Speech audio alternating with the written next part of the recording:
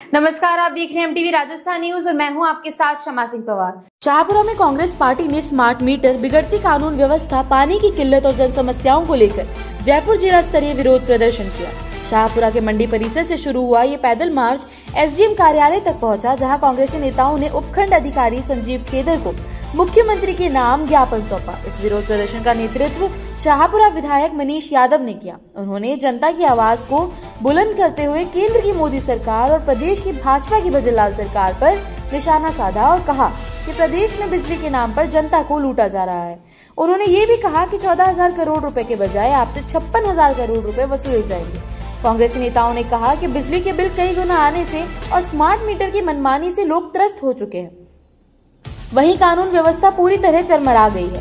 पानी जैसी मूलभूत जरूरतों के लिए भी लोग तरस चुके हैं। इस अवसर पर राजस्थान प्रदेश कांग्रेस के जिला प्रभारी RC चौधरी, फुलेरा विधायक विद्याधर चौधरी, चोमू विधायक शिखा मिल, पूर्व विधायक गोपाल मीणा, कांग्रेस नेता प्रवीण व्यास और लोकसभा प्रत्याशी अनिल चोपड़ा भी मौजूद रहे। सभी ने एक स्वर में सरकार की नीतियों पर तीखा प्रहार किया। नेताओं ने आरोप लगाया कि सरकार जनहित के मुद्दों से भटक गई है और जनता के धैर्य की परीक्षा ली जा रही है। वक्ताओं ने चेतावनी दी कि यदि जल्द ही समस्याओं का समाधान नहीं हुआ तो कांग्रेस जन आंदोलन को और तेज करेगी। अन्य कोई मांग हो जब तक पूरी नहीं होगी, क्या आपका प्रदर्शन लगातार जारी रहेगा? देखिए, कांग्रेस पार्टी ने हमेशा से जनता से जुड़े हुए मुद्दे उठाए हैं। कांग्रेस पार्टी जब सरकार में रही तो गरीबों के लिए बड़े चिरंजीव जो हेल्थ हमारी योजना है वो लेकर के आए। नौजवानों को नौकरी देने का काम हो, राजस्थान के किसान को राहत देने का काम हो। और अब जब चूंकि भाजपा की सरकार है और राजस्थान में ऐसी स्थिति हो गई कि समझ में नहीं आ रहा सरकार चला कौन रहा है। ब्यूरोक्रेसी सरकार चला रही है, मुख्यमंत्री सरकार चला रहे हैं, मंत्री सरकार चला रहे हैं। ऐसे हालात हैं कि व्यापारी सरकार चला रहे हैं। कुछ लोग दलाल बन करके मंत्रियों के नाम से कहते हैं कि हम मंत्री हैं, मंत्री हम कहते हैं तो उठता है, हम कहते हैं तो बैठते हैं। ऐसे हालात राजस्थान में बन गए हैं। स्मार्ट मीटर के नाम पर 14,000 करोड़ का जो टेंडर इन्होंने जारी किया और उसमें कंपनियों को फायदा देने, खुद की बीजेपी के नेता जेब भरने के लिए इस जनता की जेब काटने का काम कर रहे हैं। मैं ये कहना चाहता हूं कि स्मार्ट मीटर जनता के साथ भाजपा की सरकार की स्मार्ट लूट है और जनता इसको सहन नहीं करेगी। आज शाहपुरा से शुरू हुआ आंदोलन राजस्थान के जन जन तक भी पहुंचेगा। जिस तरीके से हमारे कांग्रेस पार्टी ने पूरे जो जिला स्तर पर इस प्रदर्शन को करने का काम किया है, आने वाले समय में हर विधानसभा स्तर पर, ग्रामीण स्तर पर ये विरोध प्रदर्शन होगा और किसी भी सूरत में इनकी स्मार्ट लूट, इनका स्मार्ट मीटर हम बर्दाश्त नहीं करेंगे। राजस्थान में कानून व्यवस्था बदहाल है। मैं शाहपुरा की बात करूं, आए दिन चोरी होती है, घटनाएं होती है, पुलिस चोरी नहीं खोल पाती है। और आप स्मार्ट मीटर की बात कर रहे हो, जब आप इतना अत्याधुनिक सुविधाओं से लैस बताते हो तो आप एक गैंग को नहीं पकड़ पाते। इस प्रकार की तमाम जो बातें हैं उन मुद्दों को लेकर के हमने धरना प्रदर्शन किया है। शाहपुरा में पेयजल का जो बड़ा घोटाला पिछले दिनों हुआ और उस हालात में आप देखेंगे कि पूरा शाहपुरा आज परेशान है।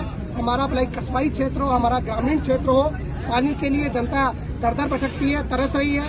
हम प्रयास करते हैं, जनता की बात करते हैं। और आप ये देखेंगे कि हमारे पुलिया का मुद्दा हो, आप 15 वर्षों से पुलिया का मुद्दा ऐसे पड़ा है और जब से मैंने विधानसभा में बोला है, जब जिला स्तर पर जो मीटिंग होती है उनमें बोला है, बार बार ये कहते हैं कभी 3 महीने में करेंगे, कभी अगले 6 महीने में हम इसको कंप्लीट कर लेंगे।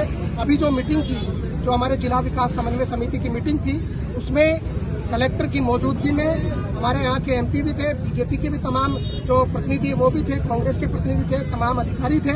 उनके समक्ष मैंने पूछा है, उन्होंने कहा है कि 80 दिवस में हम इस काम को पूरा कर देंगे। मैंने कलेक्टर को कहा कि आप 100 दिन इनको दे दीजिए।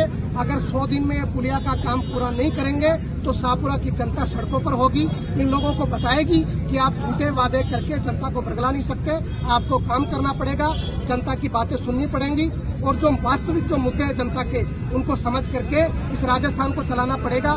जब आप देखेंगे मुख्यमंत्री कार्यालय के नजदीक, राजस्थान के हाईकोर्ट के नजदीक सेंट्रल पार्क में 65 वर्षीय महिला के साथ में नशीला पदार्थ खिलाकर के जो इवनिंग वॉक पर आई उसको लूट लिया गया और आप देखेंगे अभी तक आरोपी नहीं पकड़ में आया। आप कैसी कानून व्यवस्था की बात करेंगे? बांसवाड़ा में एक शिक्षिका पर हमला हुआ, जो आरोपी था जेल में गया, उसके बाद में जेल से छूटा, आते ही उसने उस शिक्षिका की हत्या कर दी।